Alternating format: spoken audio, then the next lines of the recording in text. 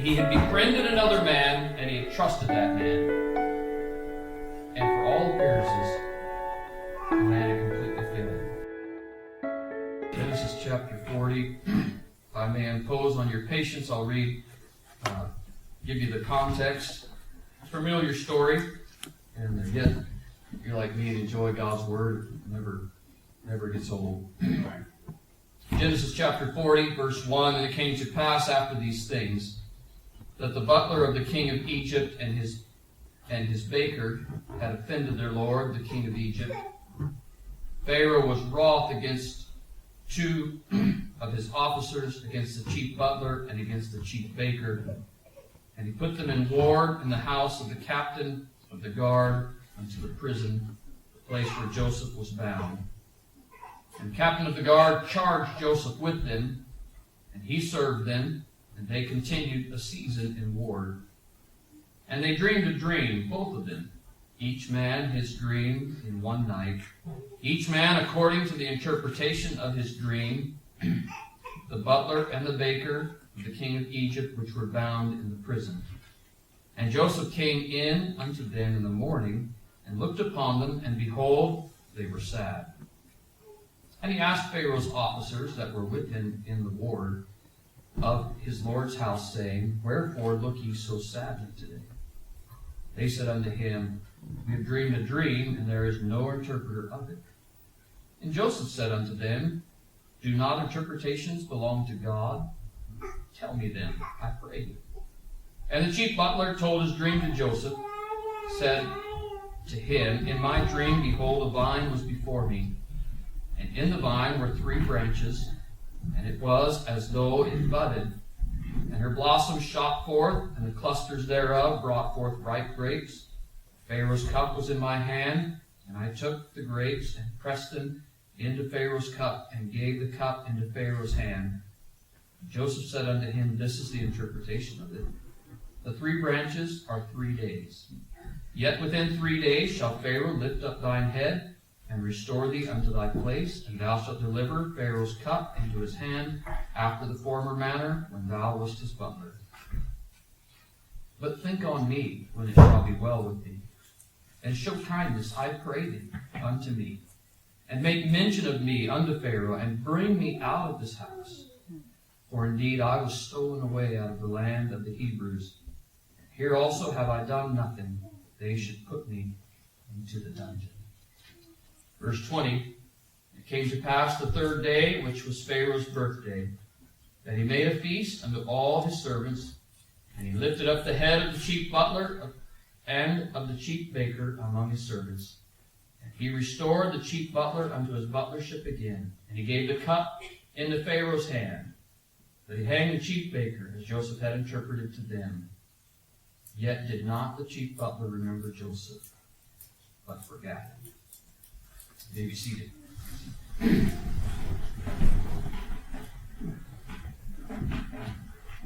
You can only imagine in the kind of setting in which the story takes place, where there is a monarchy, an absolute power, even to the point of life and death rests in the decision of one individual, that to be someone who was near to that individual, mentioned here as the king and then named as Pharaoh, which is a generic name for their kings, to be near to him would be a great blessing, but to attract his anger would be a great bane and a cause for incredible fear. To be these 2 men that were so well known of Pharaoh, and to incur his anger to such a degree that he had them thrown into the dungeon, and to be there trembling and wondering what was to become of them, and then to have this dream, it's no wonder that their countenances were cast down.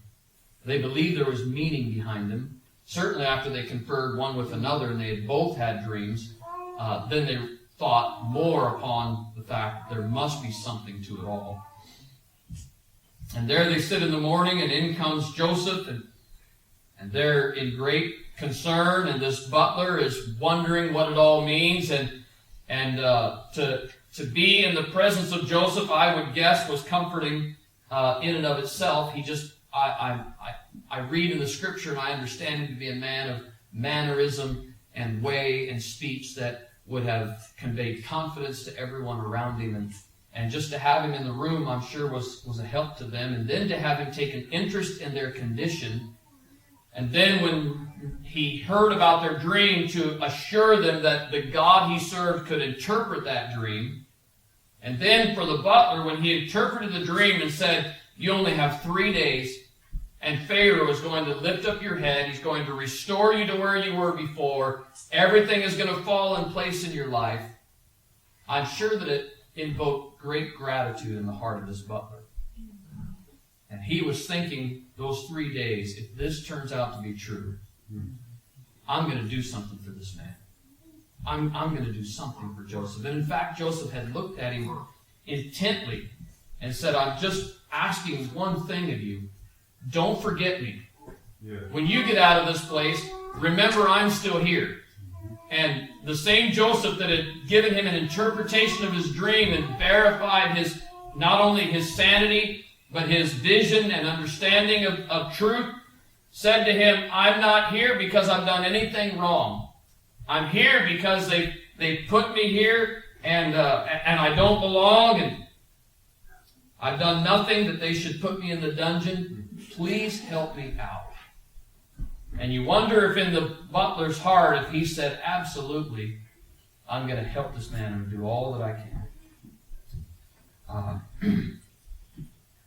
The interpretation that Joseph gave of the dream didn't release him from prison, but they had relieved an incredible amount of anxiety that made the 3 days that he had in that prison, in that dungeon, much better than they would have ever been. And with the conviction that came from Joseph's connection to God, and God speaking through Joseph that this was a good man, a man of righteousness and truth, we would think that this butler would have made it his first order of business when he returned to his place of prominence in the kingdom. And by the way, being the cupbearer to the king is probably the most cherished position of anyone that wants to have an influence on the kingdom.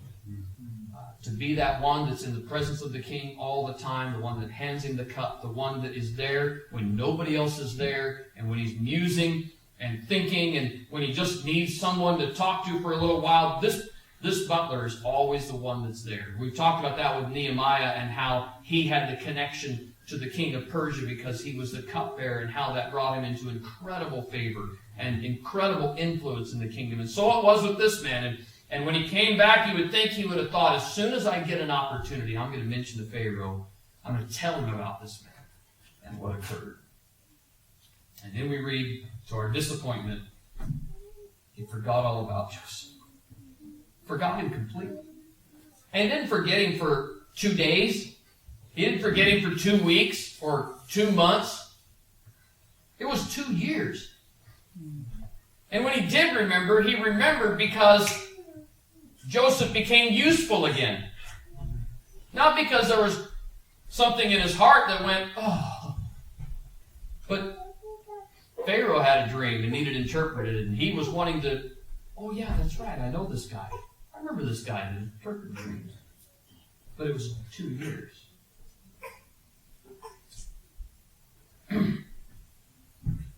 For 2 full years, it could be that these were the most trying years of Joseph's life.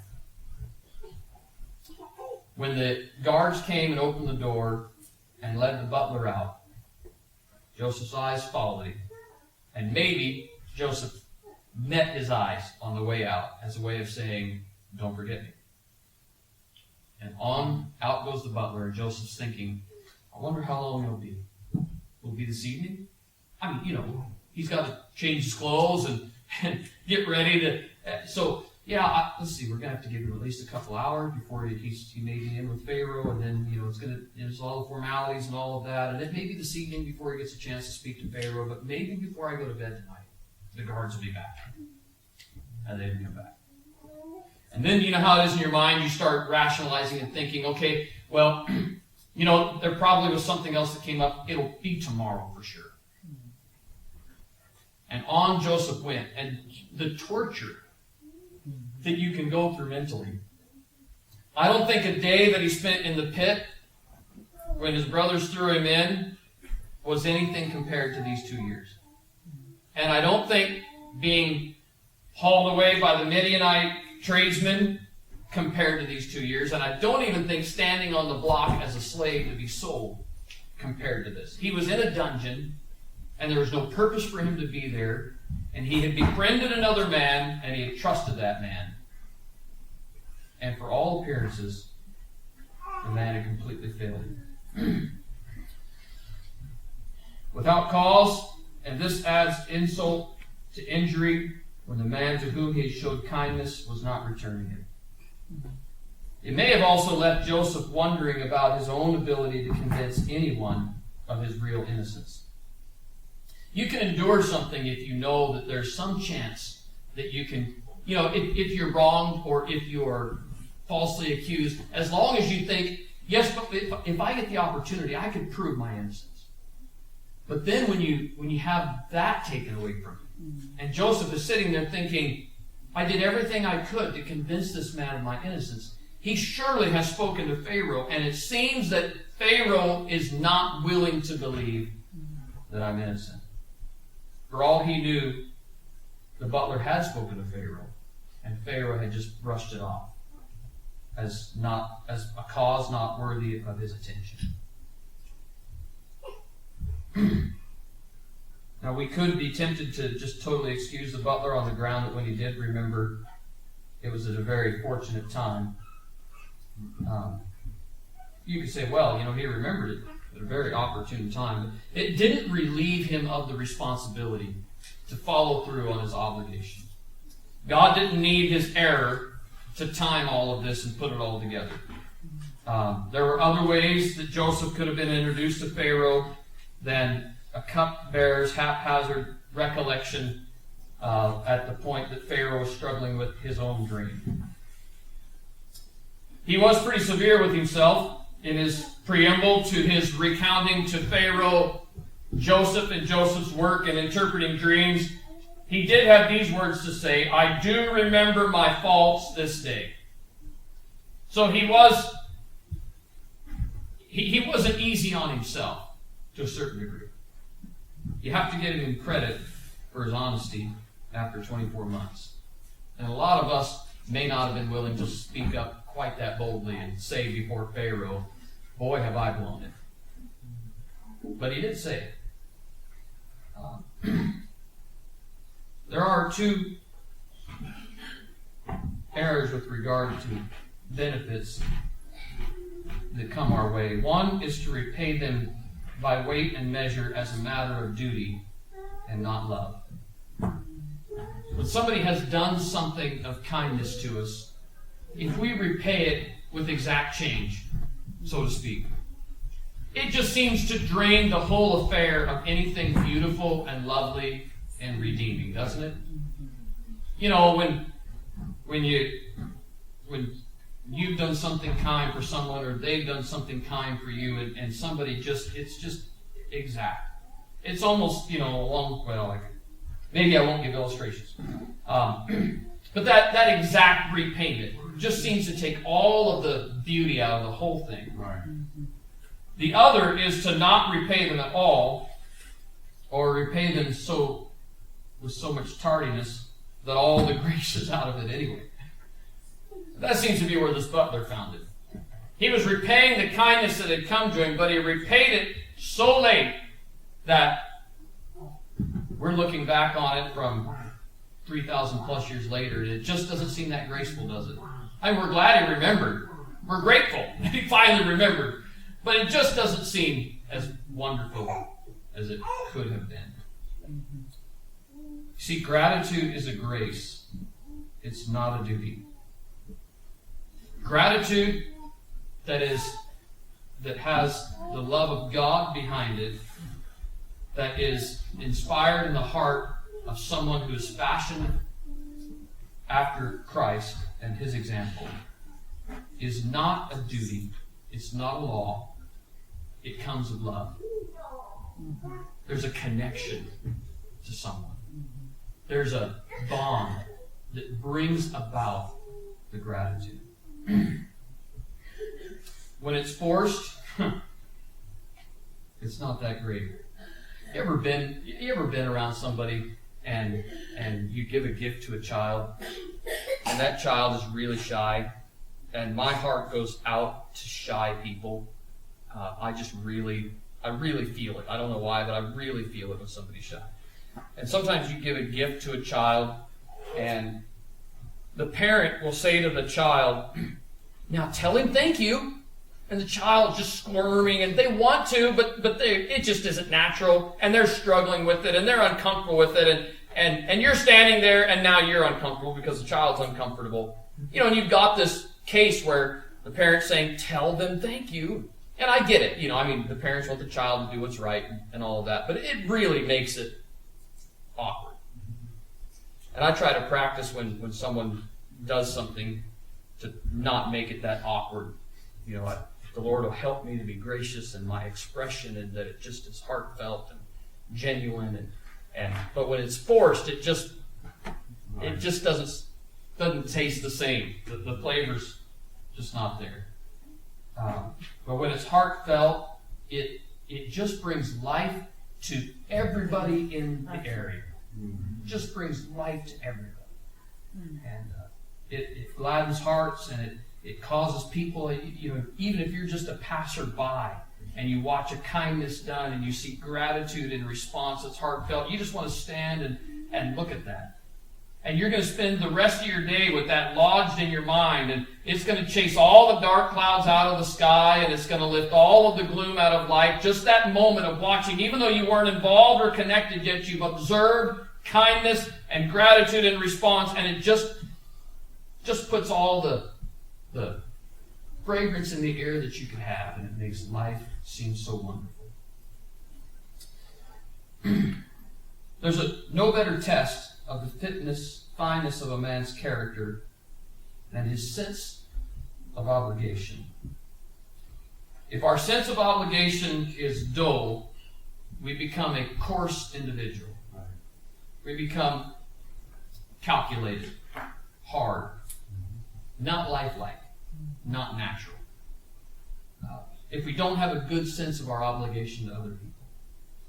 If our sense of obligation is alert, and it's sensitive, and it's quick, and it's cordial, and it's eager, it causes the individual to be a king, to seem like royalty. No matter where they are in life, no matter what position they fill, no matter what their connections are, no matter what their name is, there just is something about the individual that senses their obligation to other people and has an eagerness to fulfill it that just makes them a joy to be around. I'm thinking of some people in my mind right now that are like that, and I want to be more like that. People that just have this sense of duty and service and interest in other people, and it just oozes out of them all of the time. And it gets out on them all the time. And what happens is people just gravitate in that direction. Just can't help it. They just gravitate that way. Because one of the most wonderful characteristics of God Himself is that God knows all about gratitude. It's a very humbling and incredibly difficult thing for our mind to gather up. The idea of the gratitude of God. It's hard to imagine that we can confer any benefit upon God at all. What are we anyway? What do we have to offer? But the fact that God has so interwoven into the existence of man, that He's put us together in such a way that He has set us in an array of responsibility and opportunity, that He has so formed our moral character and moral responsibility in such a fashion that we have the opportunity to act in that arena in such a way that brings blessing to the heart of God. I believe that this is one of the things that crowns the marvel of the creation of man by God. Sure. It's just an incredible thing that God has interwoven us into who and what we are. We know that He's pleased with our praise.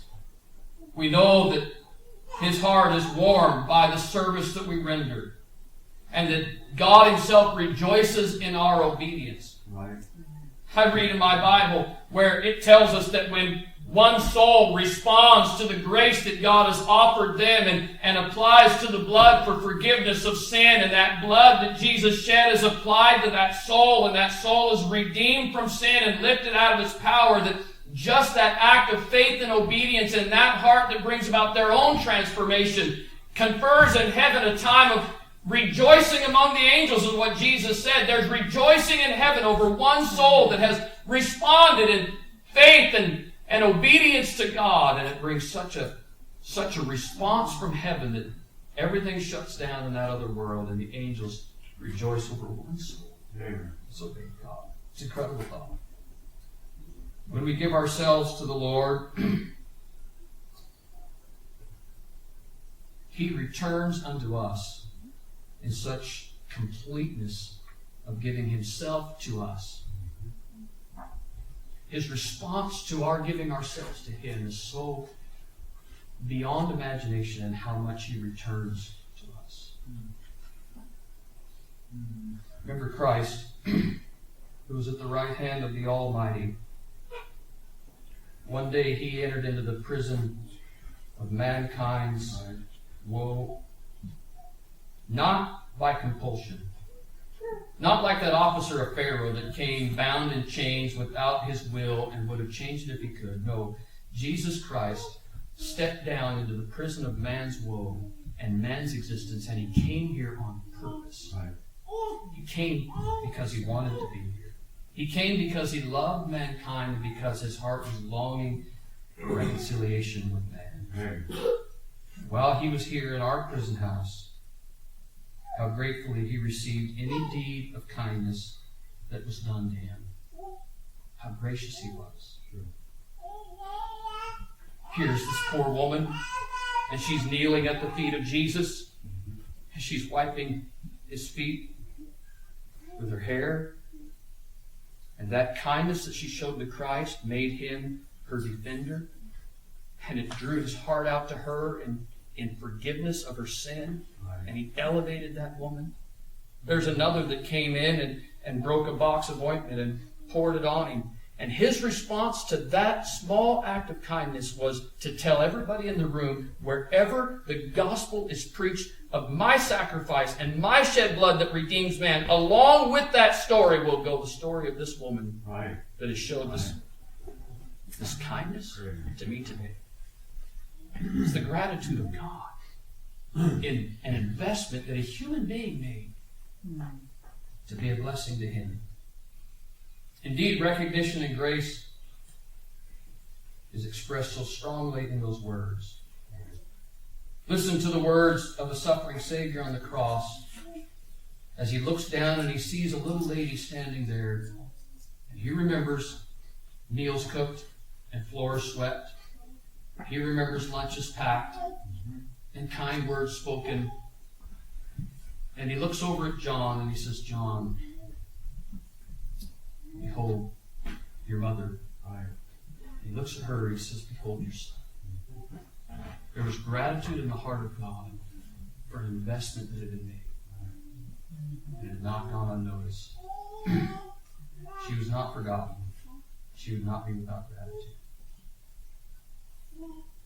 Jesus today is returned to the court of the King. But there in the court of the King, He's not like a forgetful butler.